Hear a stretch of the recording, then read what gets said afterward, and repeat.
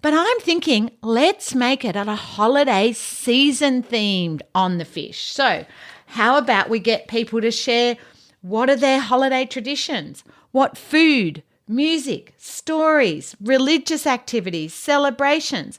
When do they celebrate New Year? What do they do? What clothes do they wear? Do they have special clothes they wear? What are important dates? Now, one of the things you could put all of this on the fish, but what I was thinking is every day the children could add a little bit to the fish. Hi everyone, welcome to the Sue Larkey podcast. As I always say, you have to embrace difference to make a difference. Let's dive into today's podcast.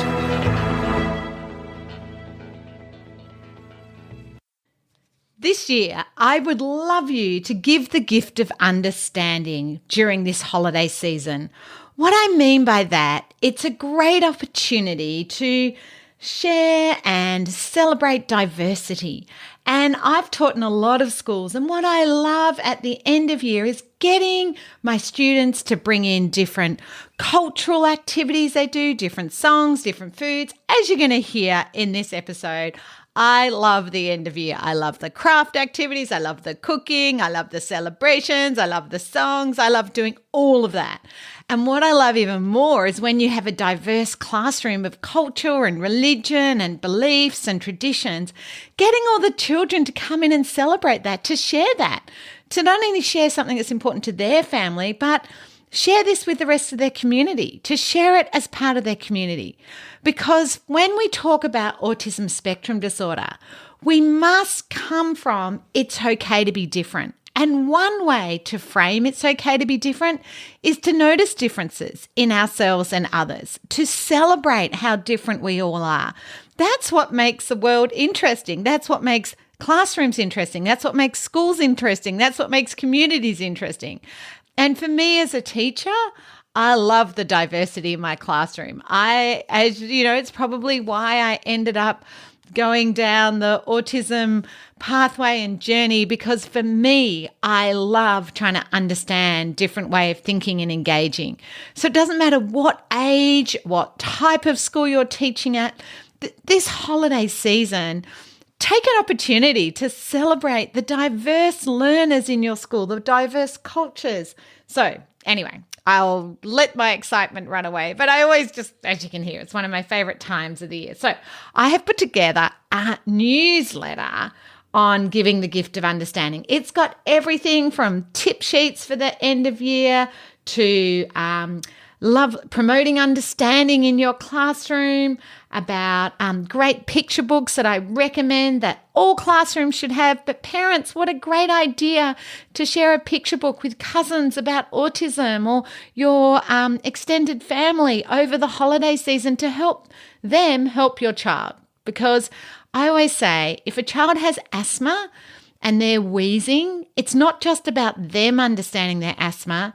Their family, community, peers all have to understand their asthma. So if they see the child struggling to breathe or having their puffer, they understand, oh, Sue has asthma, she needs her puffer. Or if a child has nut allergies, we don't keep it a secret, we share it so that other children know not to bring peanut butter. Well, if you have a child in your class who likes to talk about Buzz Lightyear all day, guess what? Celebrate that. But also help the other children know, if they don't want to talk about Buzz Lightyear, how to explain that they're finished talking about it now. Can they talk about it tomorrow morning? You know, not saying, I don't want to talk about it. That doesn't make sense to a child with autism spectrum. So how can we be supportive? How can we include children who have sensory overwhelm? Like I just got a question about a child who's struggling to come back into the classroom sensory-wise and wants to sit outside. Well, how about we take the children to that child? You know, that's what inclusion is about to me. It's being creative and thinking differently, thinking outside the box, because that's what neurodiverse kids do. Anyway, back to my holiday season celebrating. Now, parents, one of the things I would love you to consider is telling your child they're on the spectrum. Legally, I can't tell them they're on the spectrum. Legally, I can't tell the class they're on the spectrum. I need you to share that. Now, I know that is scary. So I have put in 2 pages of just a little summary about, guess what? There's no right or wrong way to do it. I've put in the newsletter some tips. And teachers, I would love you to share this newsletter with parents. What I recommend is you actually download it, and then if they have Apple devices, you can actually just airdrop it to them, because there's some great tips about end-of-year family activities. There's some great books in there. And, how about if every kid got all cats are on the autism spectrum, or all dogs have ADHD as a Christmas gift this year? Imagine if we could celebrate diversity that way. So have a look. Anyway, so I believe holiday season's a great time to talk about differences. And one of the things I'd love you to do is think about doing a display. And one of the things I love to do is to get every child to make a fish. And what we're going to do is every child's going to make a fish, and then we're going to put it with the words, "We may all be different fish, but in this school we swim together." Or you might have another saying that you love. I love "embrace difference to make a difference." And each child could draw a picture of themselves and put things on it. Now, in the past, I've got children to colour in the fish or decorate the fish. I've had children write things about themselves. But I'm thinking, let's make it a holiday season themed on the fish. So how about we get people to share what are their holiday traditions? What food, music, stories, religious activities, celebrations? When do they celebrate New Year? What do they do? What clothes do they wear? Do they have special clothes they wear? What are important dates? Now, one of the things, you could put all of this on the fish, but what I was thinking is every day the children could add a little bit to the fish and share on their table or their class, or you can go around the circle. So, for example, one of the things I've always done in my classroom is print out the calendar for December, January, February. It's a great way to learn those months, because they're often months we don't talk about because we're not always at school. And what I like to do is find out what are the important dates for your family. So I know when I was traveling in Europe, Christmas Eve was a really important date. And I also know that in Italy, the 6th of January, the witch, I've forgotten her name, but it's funny. I started Googling, looking up all these things that I remember when I traveled, all the traditions that I saw when I was traveling. And I don't know where I printed that out. Oh, yes. But sorry, anyone who's got an Italian background, but Befana, I think is how you say it, who's an old woman who delivers gifts to children throughout Italy on Epiphany Eve, so the 5th of January, but the 6th is a big celebration for them. So we could put that on there. Or the Greeks often have the boat as a symbol. We could put all these things on the calendar. For example, Chinese New Year is in February in 2024. And of course, Chinese New Year, the red envelope. So what are the colours of celebrations? Different cultures have different colours, different symbols, different games, different songs. So each day you could go through adding to your fish a different activity. So it might be, do you give gifts? What date do you give gifts? And we can put that on the calendar.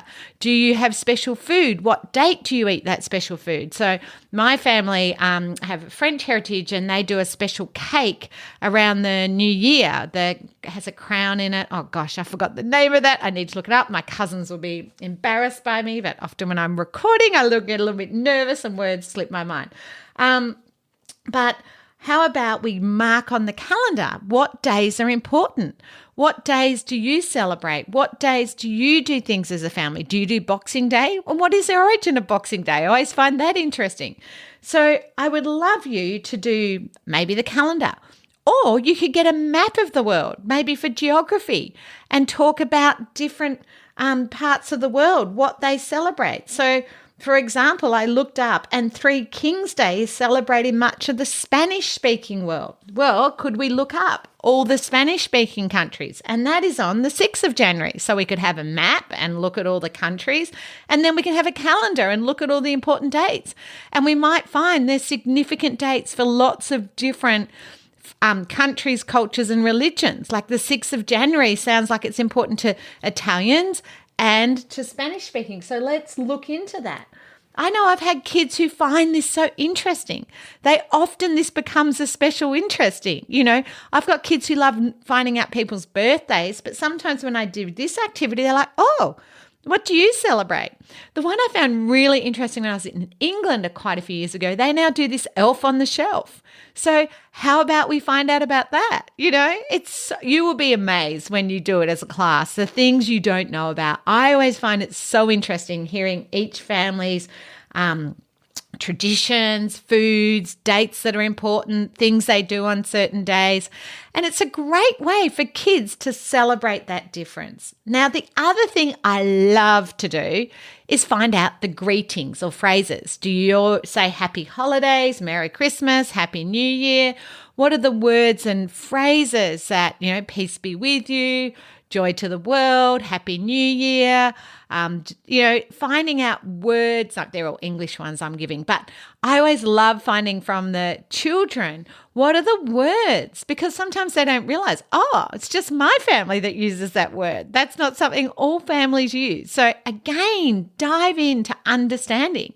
And for some people, they mightn't have important dates in December, January, February. Their celebrations are another time in the year. So we can talk about that too. How has this evolved? I mean, there's different calendars. There isn't just one type of calendar in the world, and some of my children used to get into that. I think, there's a Julian. Anyway, I had a little boy years ago that used to tell me the date according to all the different calendars. So that's another thing I like to do. Symbols of Christmas too. Like some people, it's a Christmas tree. Some people, it's the candle. Some people, it's a Christmas wreath.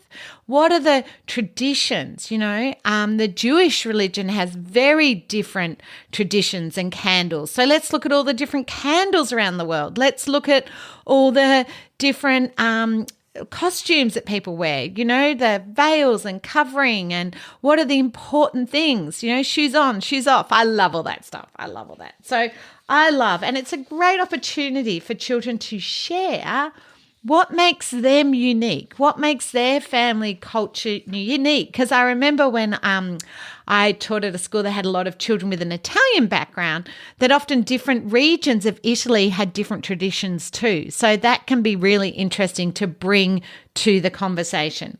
So I would love you to think about getting everyone to make a fish and to either decorate it or color it or add words. Every day we add a few more words, whether it's dates or activities or stories, like getting children to bring in storybooks that are about the holiday season. What are the stories that their family tells? Are they religious stories? Are they myths? Are they, what's important to each family? And you could read one of those books each day.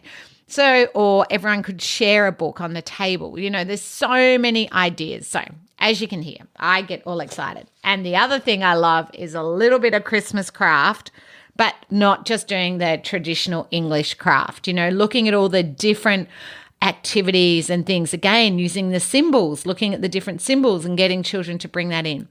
Many years ago, I got all my children to interview a grandparent about Christmas and holidays and traditions and religion, and did they go to midnight mass, or, what activities did they do, what food. And so many grandparents love sharing their childhood memories of this time of the year.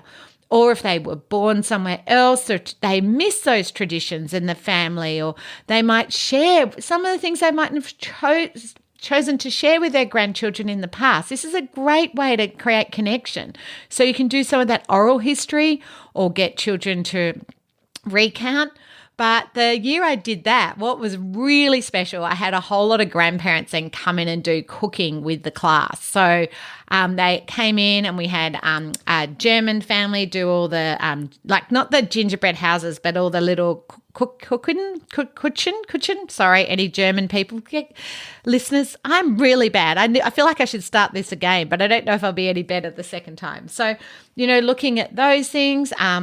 Then we had apple strudel. I've forgotten who was that. Maybe that was Danish. So there was all these different things.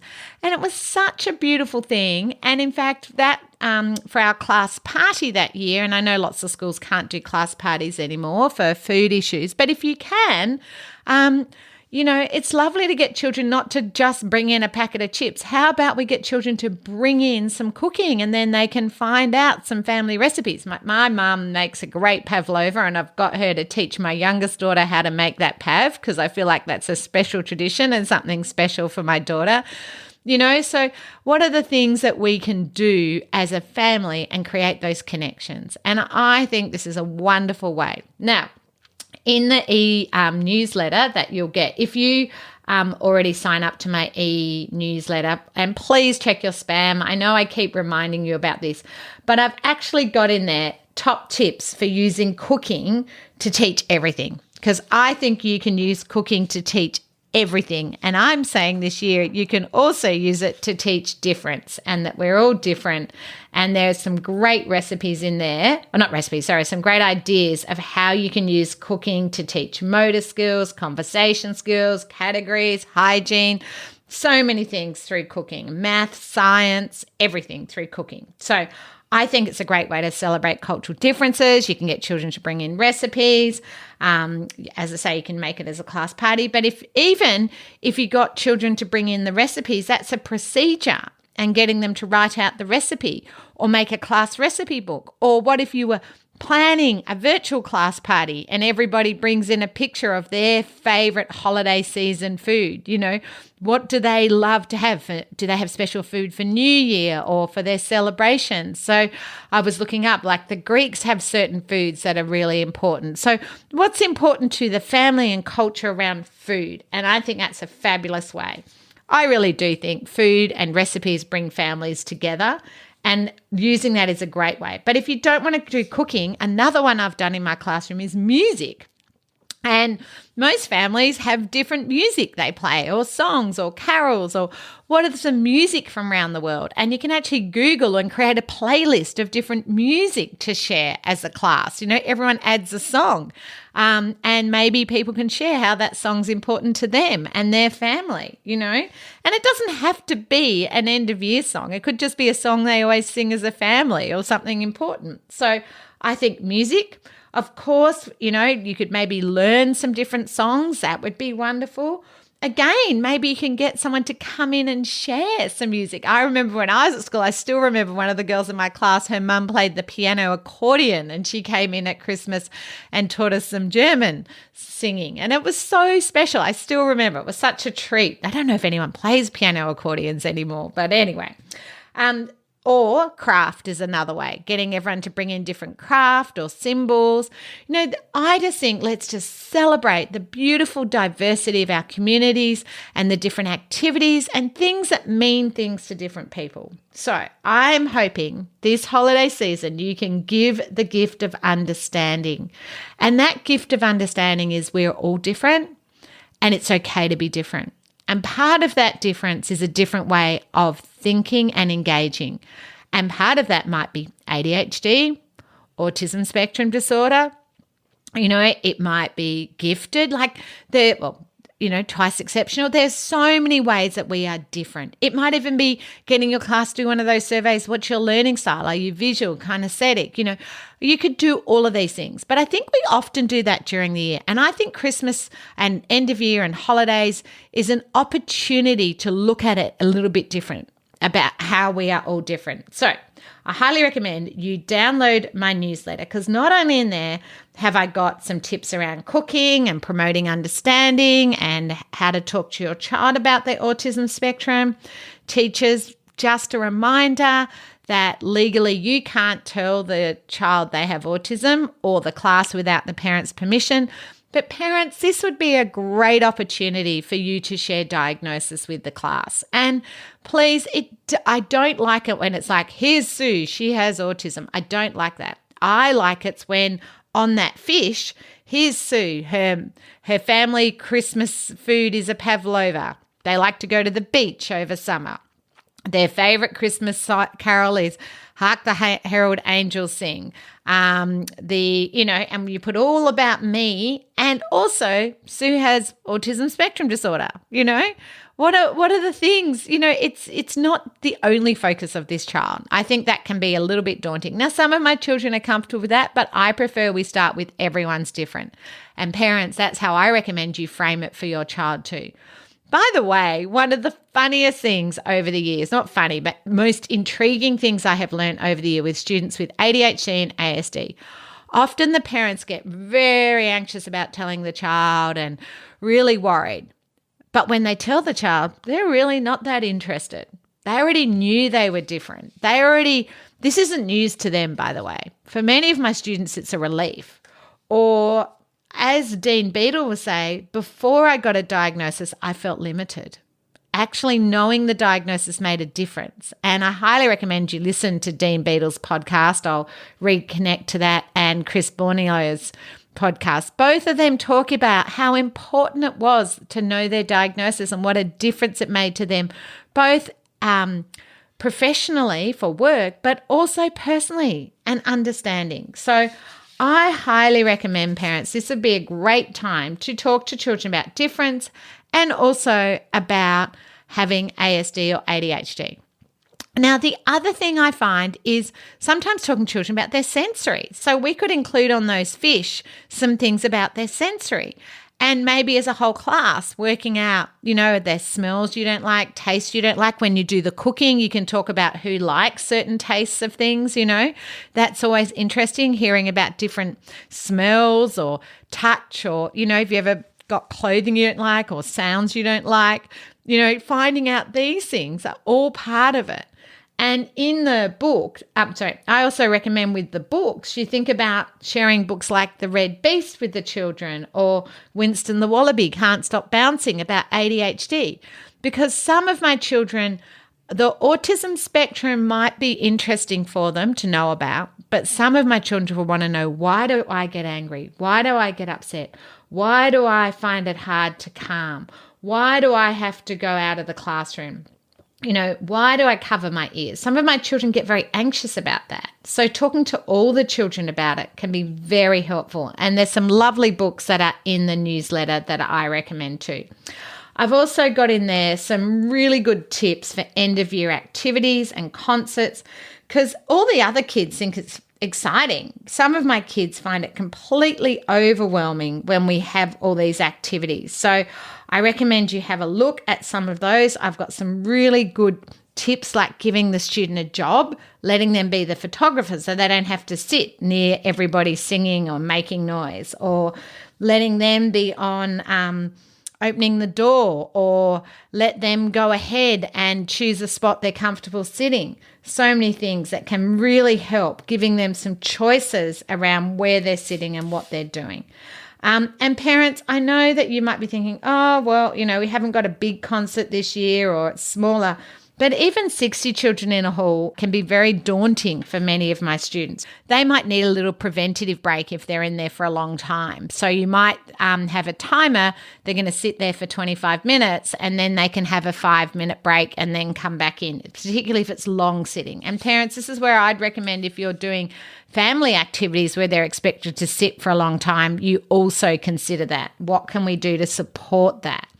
I also recommend making social scripts about upcoming events and holidays. And I think on one of the other podcasts, I talked about one of my parents one year who made a fantastic social script about going on holidays and downloaded pictures of where they were going and the plane, but forgot to tell the child they were coming back home. So he literally thought he was moving there. So make sure your social scripts include all the information. I also recommend that on that calendar, you put when kids are coming back to school. I think that's really important, so we can talk about going back to school, and if they're moving to new schools, find out what day and when they'll be starting, because some schools start year 7, a different day to year 8, and so forth. So I highly recommend you download the newsletter that I have made. The other thing I am recommending this year is you give the gift of a visual timer. I am a huge fan of visual timers, and they have updated them and they are so cool. Make sure you have a look. They now have a little card that can slip in on the top of them and you can write on them. So those of you who have a large timer, they're now called medium, which are the 20 centimeters ones. And even better, they have a magnet on the back, 2 magnets now, so you can put them on your whiteboard or you can stand them up. So they are so functional. They're the best gift. Parents, if you want to give teachers a great gift for having your kids, timers are so good for the whole class. And time management is anxiety management. But I know some of the parents will be going, no, Sue, timers make my child stressed. So I've put 6 tips for how to use timers so they're not so stressful as well. So the small and the now called medium timers come with the white card that you can draw on and then erase it. I highly recommend what you put on that is either the activity they're doing for how long, but I'm a big fan of them knowing what they do when they finish. So I would prefer the picture to be what they're going to do when the timer goes off. That will help with transition. So when they're finished on the iPad, what are they doing next, parents? They're not going to get off if they don't know what's next. Teachers, when they're finished doing that writing activity, what's next? If they've got something to look forward to. So what's next? When the timer goes off, what's the next activity? Because they don't need a visual for what they're doing. They already know that. They're doing that. So I recommend you draw what they're doing next. So if you don't have a timer, highly recommend. If you want a present, or your family and friends are going, what's a really good present for your child? Timers are a game changer. So I highly recommend. Maybe you ask for it for you. Your child mightn't see the joy in a timer, but I promise you my kids absolutely love timers. So I hope you are getting all excited about celebrating the holidays, taking this as a great opportunity to celebrate that we're all different, that you might be considering to make a fabulous poster, and have a look on my blog where I've got a visual of that. We may all be different fish, but in this school we swim together. Or you might do the embrace difference to make a difference. Choose some sayings. I like going on Pinterest. You can find heaps of great sayings on there. And just enjoy this special time of year where there's so many nice things to look forward to, so many activities, and a great opportunity to celebrate our rich culture and diversity in all our communities. So have fun. Love you to send me some pictures of if you make any displays or any activities you do, or share your successes. I look forward to hearing from you. So make sure you send them to me. I'd really like that.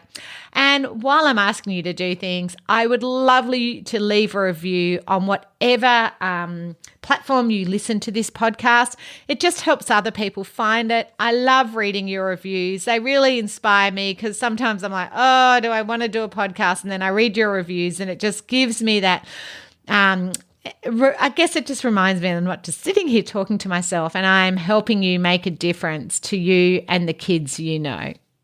I hope you've got some great tips and strategies to make a difference. Remember, strategies wear out, and not every strategy works for everybody. If you're ready to dive in deeper to more strategies and ideas to make a difference, I'd highly recommend you consider Dr. Tony Atwood or my online courses. For more information, visit my website www.suelaki.com.au.